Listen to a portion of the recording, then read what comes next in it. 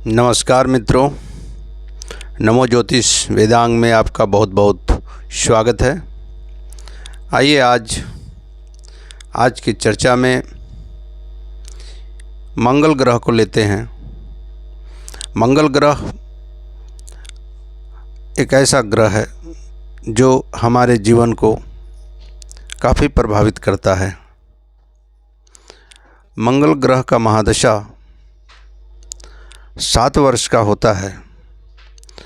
मंगल के मित्र ग्रह हैं सूर्य, चंद्र और बृहस्पति। इसके शत्रु ग्रह हैं बुध और राहु। मंगल का राशि है मेष राशि और वृश्चिक राशि। एक के अग्नि तत्व राशि है और एक जल तत्व राशि है। इसके स्वराशि हैं यही दोनों, मेष और वृश्चिक। साथ ही साथ उच्च राशि है मकर और नीच राशि है कर्क। जब मंगल मकर राशि में होता है तो उच्च राशि में होना कहलाता है, और जब कर्क राशि में होता है तो नीच राशि में होता है। मंगल हमारे जीवन को कई तरह प्रभावित करते हैं। अगर आपकी जन्म कुंडली में मंगल एक अच्छे स्थान पर बैठा हुआ है, शुभ स्थिति में है, तब तो आपके जीवन में लाभ ही लाभ होगा। लेकिन यदि यही मंगल आपके कुंडली में एक अशुभ स्थान में अगर बैठा है, तब आपके जीवन में कई प्रकार के अशुभ प्रभाव देखने को मिलेंगे। जब मंगल शुभ प्रभाव में आता है और आप अपने जीवन के किस उम्र के पड़ाव में हैं, इस पर भी निर्भर करता है। ऐसा नहीं कि आप का मंगल का महादशा अंतर्दशा यदि बचपन में चल रहा है और वही मंगल का महादशा अंतर्दशा आपकी 20 से लेकर 40 साल के बीच में अगर आता है, तो ये दोनों समय में देखने के लिए अलग अलग प्रभाव मिलते हैं। निर्भर करता है कि आप अपने जीवन के किस पड़ाव से गुजर रहे हैं, इस पर भी यह बात निर्भर करता है। मंगल शक्ति को देने वाला ग्रह है, आपके मांसपेशी को में ताकत भरने वाला ग्रह है, आपके अंदर में उत्साह, जोश, कार्य को करने के लिए परिश्रम कराने वाला ग्रह है। यह हमेशा अपने साथ इन तत्वों को लेकर चलता है, लेकिन निर्भर करता है कि यह ग्रह किस प्रकार से आपके जीवन में प्रवेश कर रहा है। शुभ स्थिति में प्रवेश कर रहा है या अशुभ स्थिति में प्रवेश कर रहा है। अगर आप बचपन में हैं तो खेल कूद के दौरान आपको सावधान रहना चाहिए। दुर्घटनाएं होने की संभावनाएं बनती है कब, जब यह अशुभ प्रभाव लिए हुए हो। लेकिन यही ग्रह यदि आप अपने शिक्षा प्राप्त कर रहे हैं उस समय, या शिक्षा प्राप्त करने के बाद इसकी महादशा अंतर्दशा आता हो, तब प्रभाव देखने के लिए अलग उस क्षेत्र में मिलेंगे। क्योंकि मंगल का कारकत्व का भी बहुत बड़ा क्षेत्र है। वो उस कारकत्व में, यानी उस कारकत्व के अंतर्गत आप किस क्षेत्र से गुजर रहे हैं, इस पर निर्भर करता है।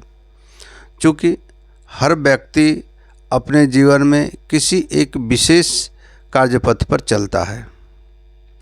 अब बातें आती है कि वह कार्यपथ आपका कौन सा है।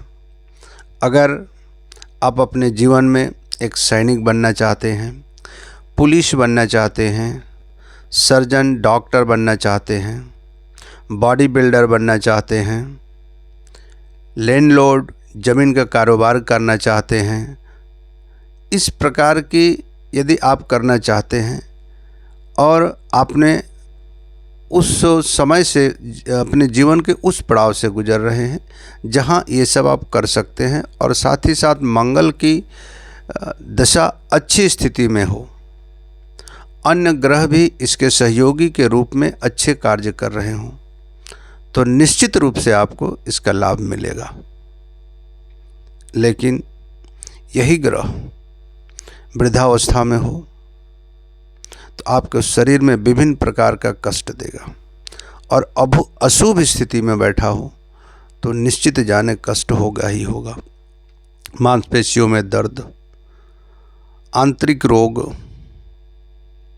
साथ ही साथ दुर्घटना होना, इस ग्रह की जब दशा अंतर्दशा चलता है और अशुभ स्थिति में हो तो निश्चित हो जाता है।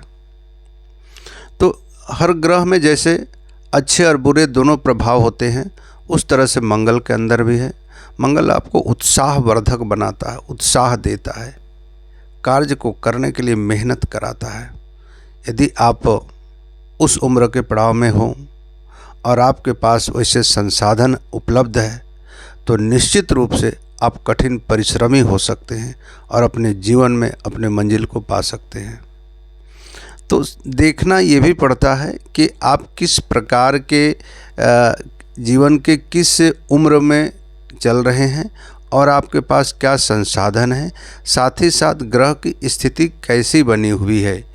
इन सभी बातों को जब एक जगह पर मिलाकर देखा जाता है और वैसी स्थिति में अगर अच्छी स्थिति बनती है तो निश्चित रूप से आप अपने परिश्रम और मेहनत करके अपने कर्मों के बल पर आगे बढ़ सकते। आपको आगे बढ़ने से कोई भी नहीं रोक सकता है।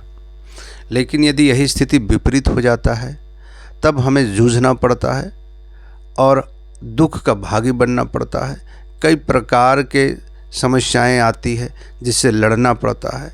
वही ग्रह होता है जो आपको आगे ले जाता है, और वही ग्रह आपको बार बार पीछे की ओर ढकेलता है, आपकी सफलता के सामने विभिन्न प्रकार की समस्याओं को प्रकट करता है। तो इस बात को समझने के लिए, जानने के लिए ज्योतिष से अच्छा कोई टूल है ही नहीं। इन सभी बातों को ज्योतिष ही बताता है, लेकिन खुद को भी समझना पड़ता है।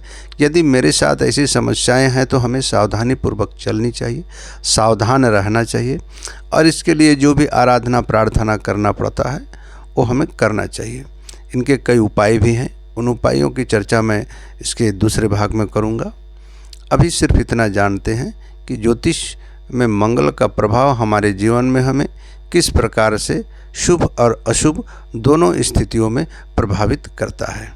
मित्रों, यदि आप मेरे वीडियो देख रहे हैं तो आप कमेंट ज़रूर करें, लाइक सब्सक्राइब ज़रूर करें यदि पसंद आए तो।